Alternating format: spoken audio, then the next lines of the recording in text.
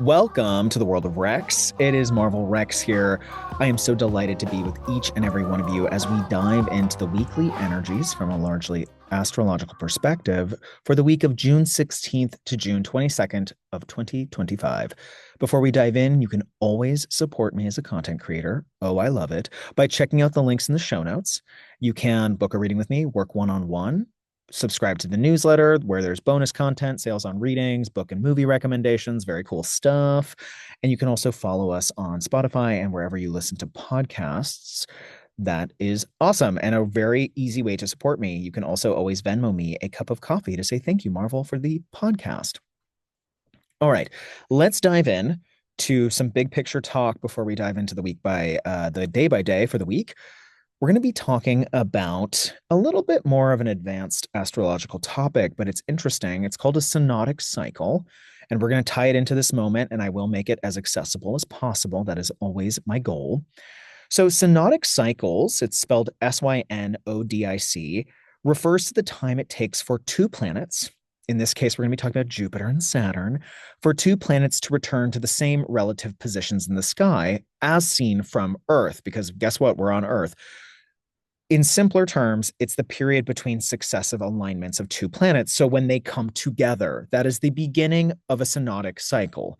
Now, synodic cycles have marking points, like really big moments that are important when the planets in question, here we have Jupiter and Saturn, make squares to each other, make trines, make different configurations within the larger cycle of them meeting and then going on a journey apart.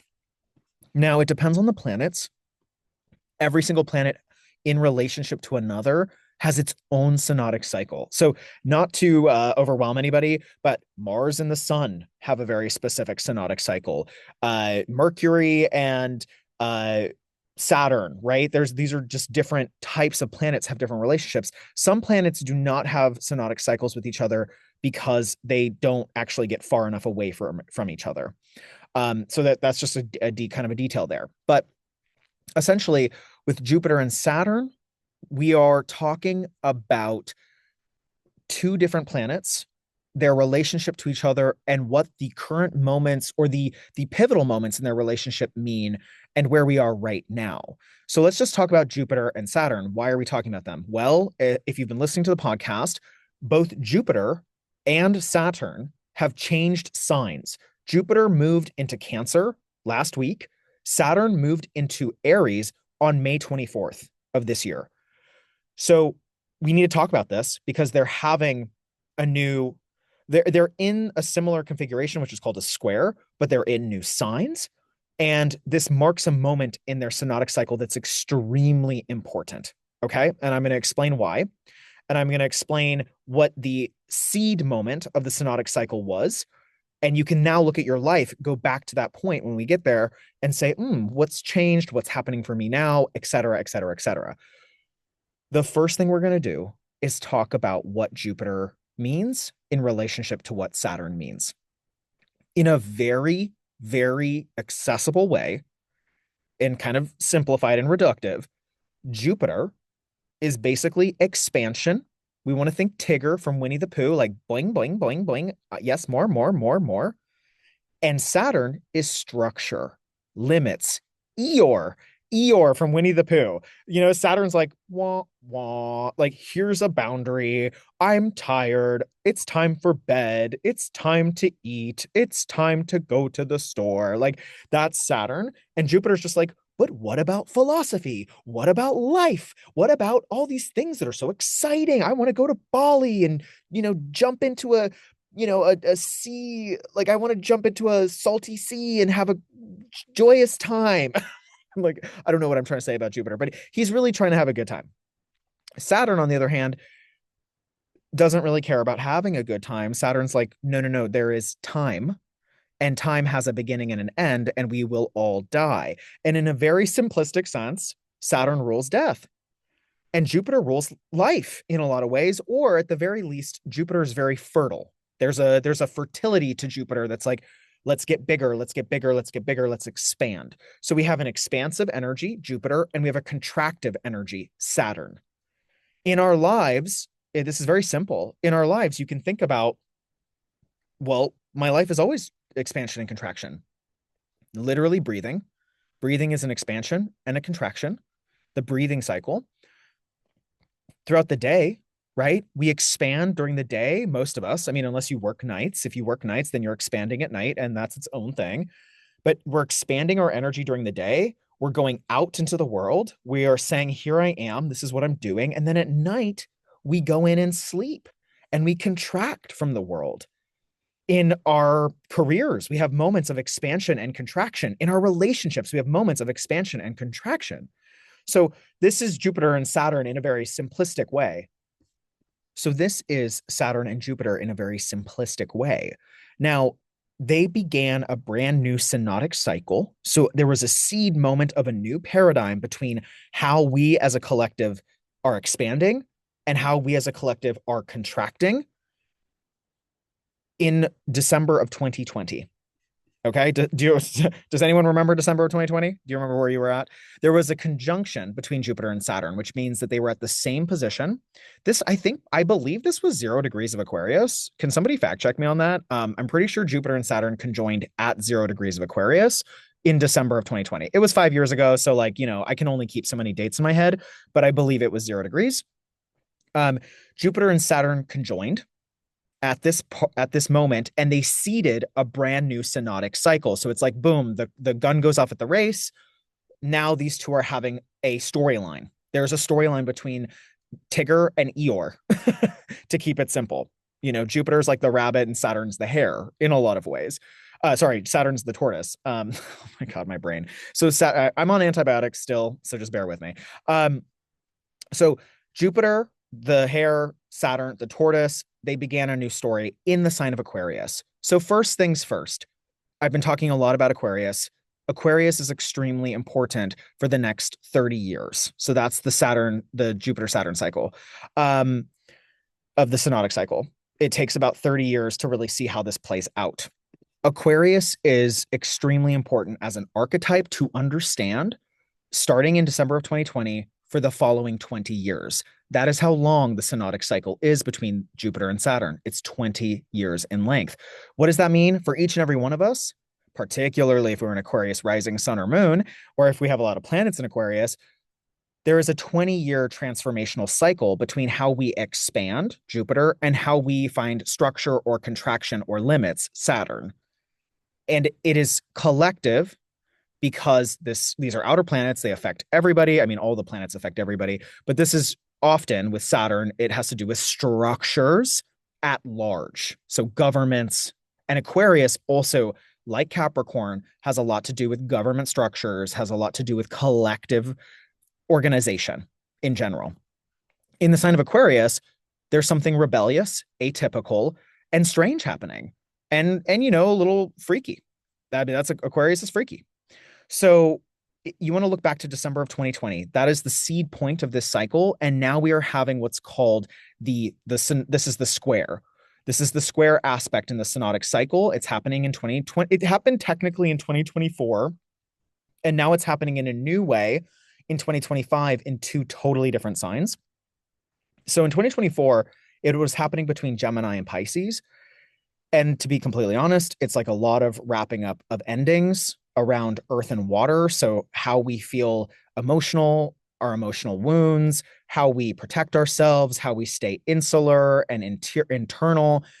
And now the square aspect that we're experiencing literally as you're listening to this podcast is between fire and water. And the fire piece, I was like, wait, Cancer, fire and water. And the fire piece is we have to move now.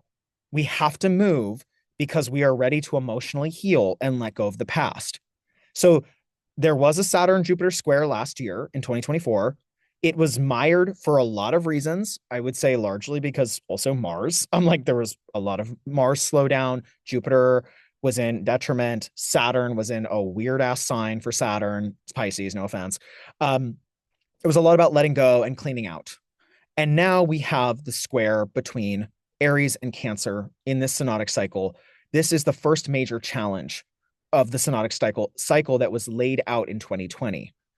It's a time for all of us to reassess whether our growth aligns with our responsibilities and our long-term goals. So that's the interesting thing with Jupiter and Saturn. The tension in a square is the way that I'm expanding, is the way that I'm finding healing and freedom and love in my life and feeling joie de vivre going forth. Is it actually in alignment with my long-term goals and boundaries and structures? Saturn. You cannot really have one without the other, in my opinion. There's a there's a piece of Kabbalistic wisdom about the vessel. They talk, Kabbalistically, there's a lot of talk about the vessel. And people, all of us are a vessel. We have a body through which we work, and our spirit and our soul works through our body. And if you do not have proper boundaries, you are a vessel with holes, and the holes leak out energy. And if you're leaking out energy, it's very hard to attain your goals because you're constantly feeling exhausted and constantly feeling mired in other people's energetic. And so there's a lot of conversation with the Saturn side of it where it's like, how am I building a pure and clean vessel? And there's lots of ways to do that. It's a lot of spiritual infrastructure, ultimately, and by following Virgo, which is having powerful routines, so that you can be strong enough spiritually, physically, emotionally to attain what your soul really desires in this lifetime. Now, of course, there's the shadow of Saturn, which is that you get so deep into routine that you isolate, and that's its own form of it's its own the dark night of the soul of Saturn. And people who deal with this usually are like people with a lot of heavy Capricorn, to a degree heavy Aquarius. But in general, I think that most people need more boundaries right now than less. And by boundaries, I don't mean I'm going to turn that, like I'm just going to say no for the sake of saying no. It's about an authentic no and an authentic yes. And I think where a lot of folks collectively, at least in the United States, feel a pressure to conform or feel a pressure to be like, oh, I just don't want to ruffle the group. I don't want to speak out because, maybe it's like it's very precarious. And there's an element here, especially with Saturn Aries, which is I'm building my vessel based on what I feel to be real for me. And is my emotional healing supporting that? And I think Jupiter in Cancer in a very regressive form will show some people like, oh, I actually have a lot of emotional work to do. And I have to do it right now. So here's the funny thing about this synodic cycle. We are in the square aspect. So we are in the crisis right now. We can talk about that on a collective level, but I'm really just going to focus individually here. On an individual level, this crisis is, am I emotionally prepared enough to handle what powerful new paradigm is presenting itself to me that's making me really have to be brave in the face of a lot of change? Am I emotionally resilient enough? Is there emotional healing that I still have to do? The answer is yes. Oh, I took a brave leap out into the unknown, Saturn in Aries. Oh, and now I have to work really, really effing hard. Am I emotionally resolved enough to do that? Am I emotionally mature enough so that all of a sudden I'm not, whining about it? I think some people, and I'm not pointing fingers here, but I think some people in this energy are going to feel like they want to go back into the womb. Jupiter and Cancer. Oh, this is too hard. I'm going to just cry and crawl into a corner. I want my mommy.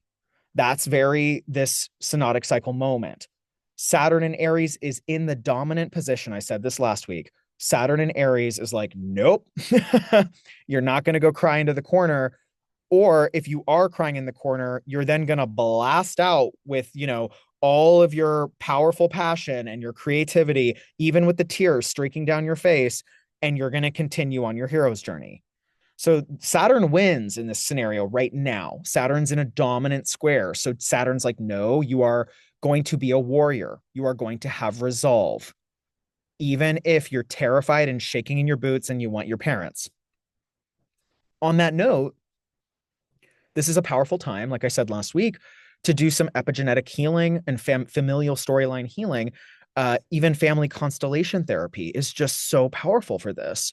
I actually think family constellation therapy is like the best thing that a lot of people could do at this time if they are finding themselves wanting to hide and cry and exist in the shadow of Cancer, which is I'm in my shell, no one can touch me, I'm safe, but I'm really trapped in my shell. Saturn in Aries is an explosive energy that also is explosive for the long term, which I know sounds a little contradictory, but Saturn in Aries is like, you're on fire for 3.5 years. Get used to being hot. Get used to being, under the beams of the sun. Get used to feeling the virility of Mars, the discomfort, the conflict that comes with that, but having to also assert yourself in very authentic and powerful ways. Now, Jupiter in Cancer is not being thrown away. It's again, like I said last week, you can listen to last week's episode. There's so much about feeling love amidst conflict, feeling love while individuating, feeling interpersonal love and intimacy while having intrapersonal wins and breakthroughs and discipline. Saturn in Aries is about the discipline of the self and the discipline of impulse while still honoring impulse, which I know is a pretty wild thing. So this is a moment. I want to be really clear. So this is a moment that's going to last for at least until Saturn moves back into Pisces. So pretty much all summer until September 1st ish, we have this synodic cycle square. We have a really strong square in the sky. We will return to this square. It's not over. We will return to this square, and then they're going to start to separate, and it'll be a little different. But this moment right now, and really June, July, August, we are in this what's called the crisis moment. Okay, the crisis moment of the synodic cycle. You want to go back to December of 2020 and ask yourself a few things. Who was I in relationship with? What was my relationship to myself at that time? If you can recall, it's really good if you have a journaling practice to look, what was I writing? How was I talking to myself? If you have a Google Calendar, you can look at what you were doing. I have a really, really fastidious Google Calendar. So I'm always like, what was I doing? And I just go back. You can look at your iPhone photos or your Android photos. What photos are in my phone from December 20th, 2020, December of 2020? I believe it was actually the 20th of December 2020 was the exact Aquarius uh, Saturn Jupiter conjunction at 0 degrees. December, January, February of 2020. Look at those months. What was going on in my life? What's happening right now that is somehow a pivot in the storyline? It is tied back again between expansion and structure, between feeling free and open and like a on a horse and riding towards the sunset, Jupiter, or and structure, which is discipline, which is sacrifice. Saturn loves sacrifice, compromise, boundaries, limits. These are all the Saturnian things in our life. And I know that those are kind of broad, but these are outer planets. They really speak to sort of broad swaths of our life. In a very simplistic way, I would just ask everyone to think and meditate on what's your relationship to expansion versus contraction. And can you take both of those words and play with them a little bit and look at the positives and the negatives? Because there are both. Contraction is a beautiful thing when you need to take a rest. It's a beautiful thing when, depression is so interesting to me because depression can be extremely useful. It's in a way, it's often a moment. Now, chronic depression is a whole other thing, but acute depression that's lasting, let's say, a couple days or a couple weeks even, can be this experience of like, oh, I'm feeling some really deep stuff. And I have to pull away from the world to feel this deep stuff. We live in a Western culture that just demonizes that and has a severe judgment on that and wants to medicalize it. And on the flip side, with expansion's great. In late capitalism, everyone's like, go out, work, go out, be out in the world. Nike, just do it, just do it. But it's also not sustainable if you're constantly trying to expand, right? So think about these things and think about how they tie to December of 2020 and how they are tying in to this moment right now. With a square or a crisis of action, there's an obvious change happening. Okay. So there's an obvious change. For most people, it's going to be very externalized, particularly Aries, Cancers, and I would say Libras and Capricorns. This is going to be very noticeable if you have any sensitive points, planets, placements there. Okay, so let's dive into the week. We're going to start June 16th. We're still coming in off the backwash of the Jupiter square Saturn. So this is super active. That's why I just talked about it for, 20 minutes.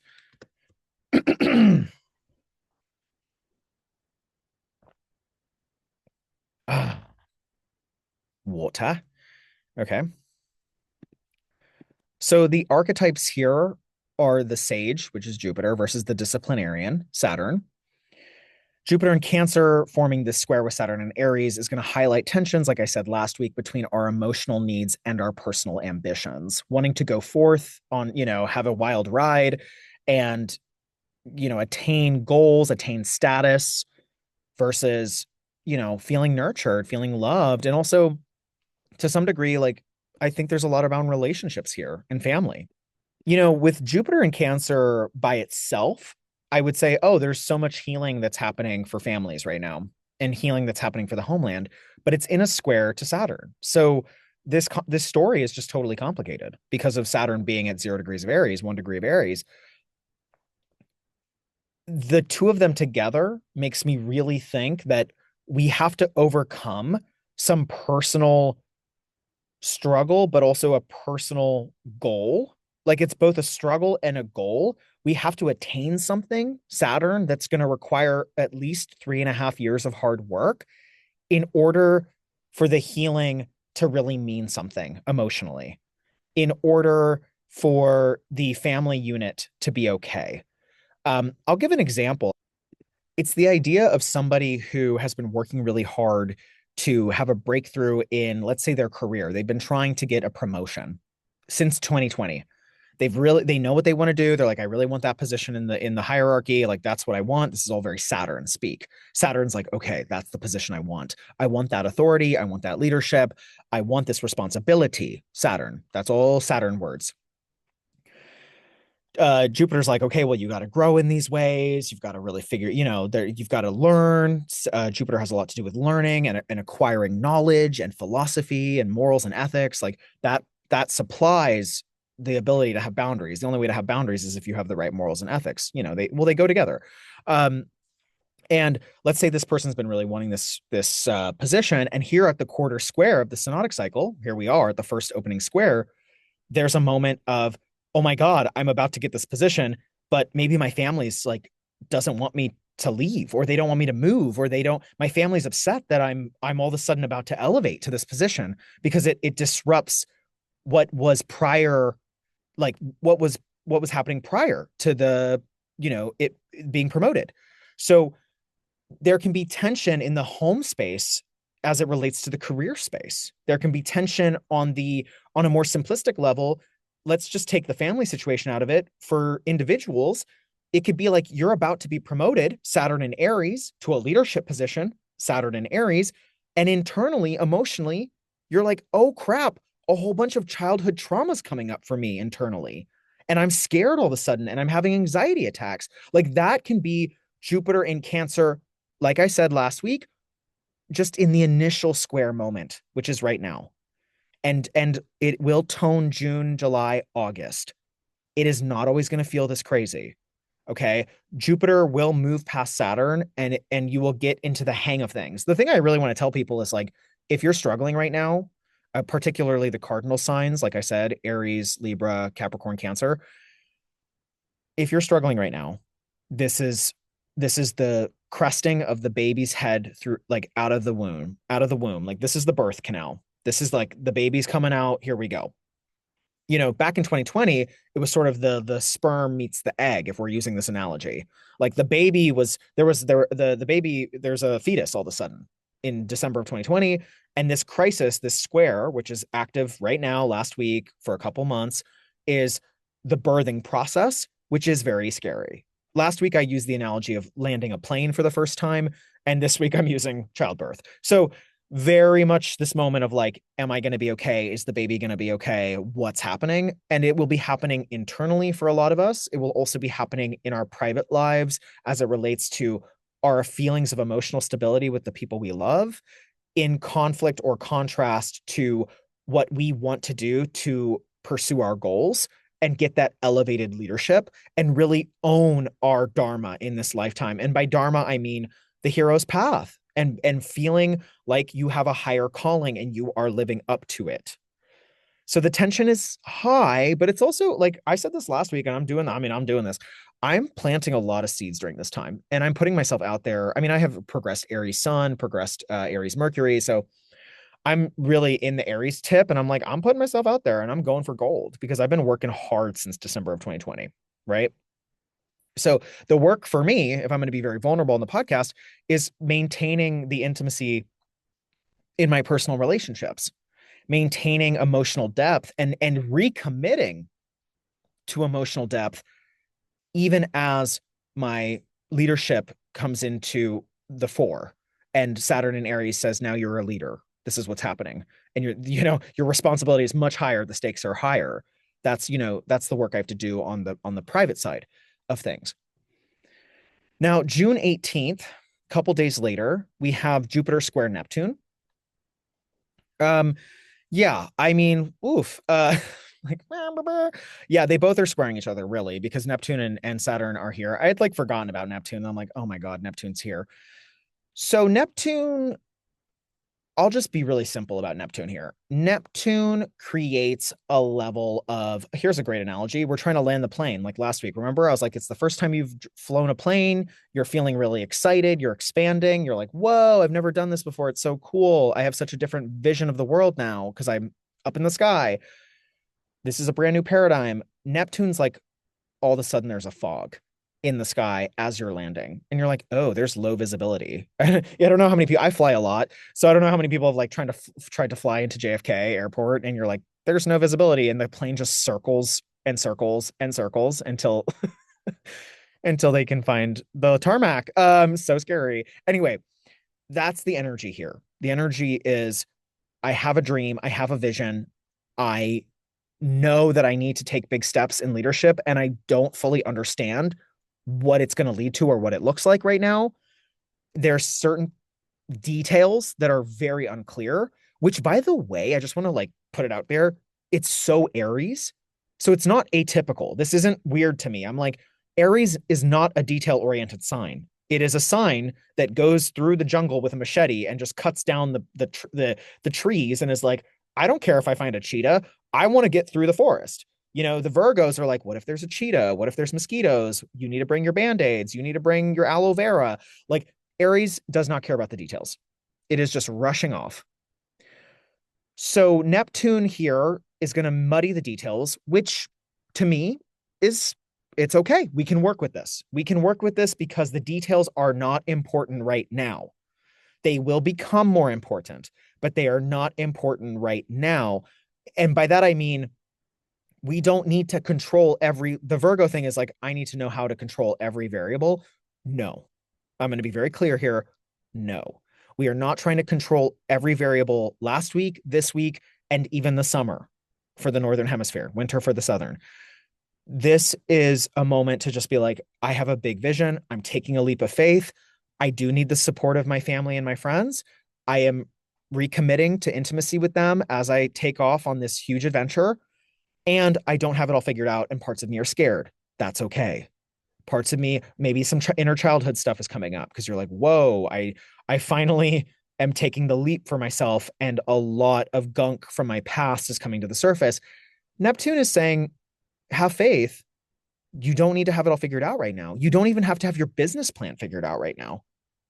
It's very visionary. It's very dreamy, dreamy, dreamy. The shadow of Neptune and Aries is that like so Aries, the archetype has in the shadow form is violent. Okay. So I have to be very real. Any Mars ruled sign is going to have a shadow of violence. When we have Neptune here, the shadow can be, a classic one is, I am attached to a delusional narrative that reinforces violent behavior. I'll give an example. Somebody being like, I think of all the cults. I think a lot about cults, which is some guy, Aries, said this is true, and so we're all going to drink the Kool-Aid and we're all going to die. Like that's the danger of Neptune and Aries is, oh, I didn't think about the details at all, and I'm just following this delusion.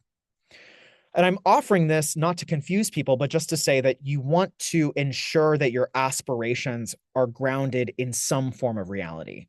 So it doesn't all have to be figured out, but the path needs to be something that's rooted in the real world. That's what I'm trying to say. So, for me, it's like movies. Like, I want to be in movies. There is a tangible, grounded pathway to continue to be in films and act in films. Uh, I don't believe that I'm Brad Pitt right now because I'm not.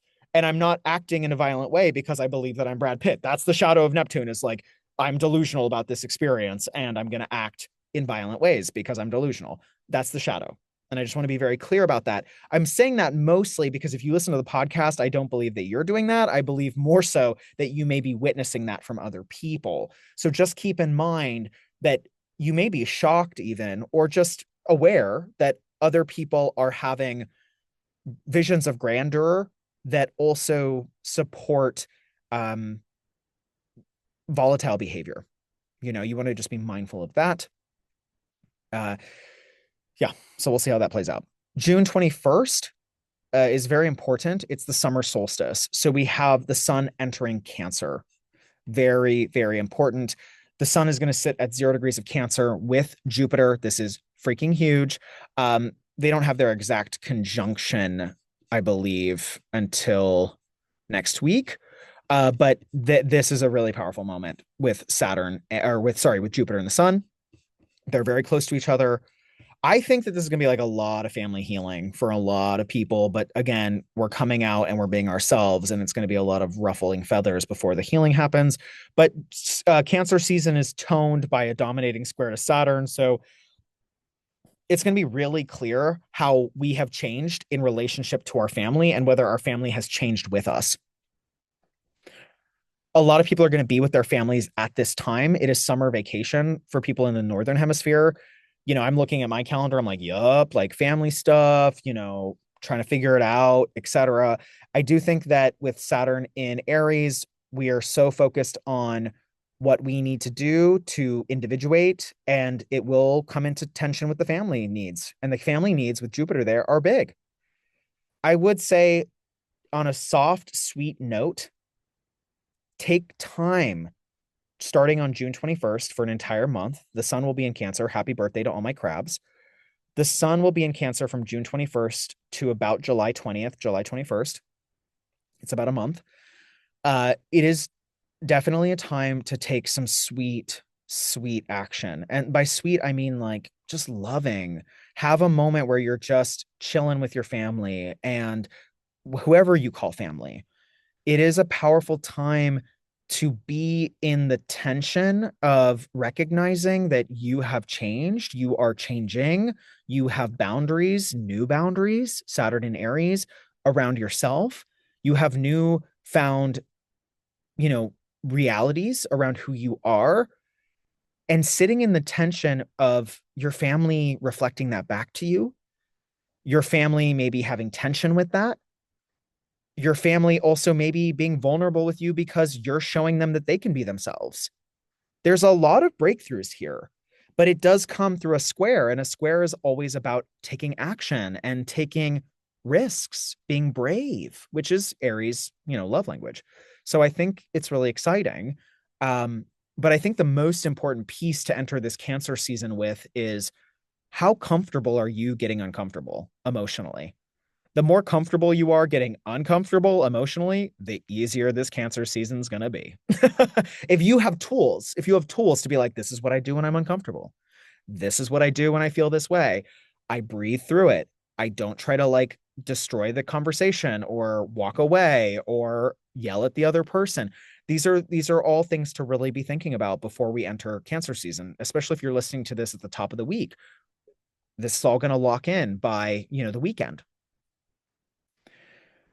Again, though, I want to land on a positive note, which is really honoring Cancer season and milking Cancer season. And that the way to do that is through dedicating yourself to emotional growth, developing emotional intelligence, holding yourself to a higher standard emotionally, and when it comes to compassion for others, I really feel like social media, which is all the air signs, it's Gemini, it's Aquarius, to a degree, it's Libra. The air signs and the dominance of air really made it so that people just lost emotional capacity for each other. It was all about who's winning the argument on social media, or who's winning, yeah, whatever like idea we have about world events, et cetera, et cetera, et cetera. Jupiter in Cancer is like that, none of that matters on the ground. It doesn't matter who won the argument. Like, do you have intimacy and connection in your life? Do you have family? Whatever that may look like for you. And yes, it takes work, but it is extremely rewarding on a heart level. And this is all about the heart. Cancer season's all about coming home to the body, the womb, and the heart. So that's what I would recommend this week. All right. I love each and every one of you. Speaking of love, speaking of Cancer, someone who has strong Cancer in their chart, I really feel it. I love each and every one of you, and I will talk to you next week.